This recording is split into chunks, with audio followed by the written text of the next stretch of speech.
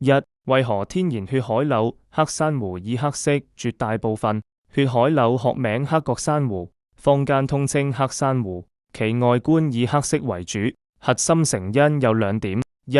本質是厚層血紋的視覺呈現，海柳的黑色並非純粹的黑，而是由珊瑚蟲持續分泌的暗血，紅色半透明膠狀物，一層層堆疊累積而成的滿血紋。當血層厚度達到一定程度，肉眼觀察就會呈現濃郁的黑色，在強光照射下，仍能看到底層通透的紅色。這也是血柳與普通烏柳、海鐵樹的核心區別。二、生長特性決定，黑色為常態。黑珊瑚生長於深海礁石區，生長速度極為緩慢，每年僅生長數毫米，成材需數十年至上百年。在漫長的生長過程中，珊瑚蟲持續分泌膠狀物堆積，絕大多數個體都會形成足夠厚的血層，因此天然海柳大多以黑色為主體，僅少數會呈現黃、棕等雜色交錯的紋理。二、為何全棕、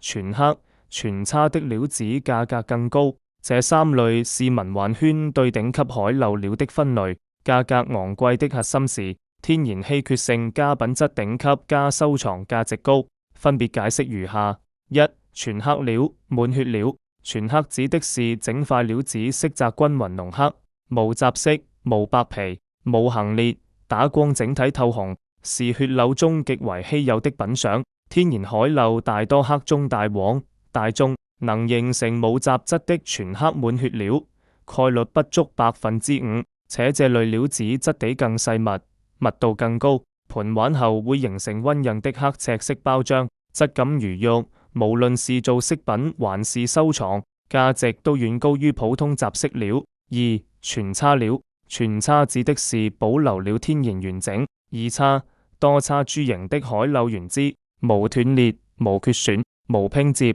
黑珊瑚在深海多呈樹狀分叉生長，枝條質地脆韌，無論是海底閘、運輸還是後期處理，都極易蝕損。能完整保留天然分叉形態的料子，不僅需要足夠長的生長週期，還要全程無損，可遇不可求。既可以直接做天然擺件，也能用於整料雕刻，藝術與收藏價值都極高。三、全棕料。這是行內對頂級圓珠的稱呼，全棕即完整的整體，指從根部吸盤到頂部之差100%完整無缺、無折斷、無拼接、無修補的整株天然海柳。這類料子不僅需要生長上百年才能形成足夠的體量，更要在數百年的海底生長中沒有被洋流、生物損壞、雜保存過程也完全無損，是海柳中最頂級的收藏級料子，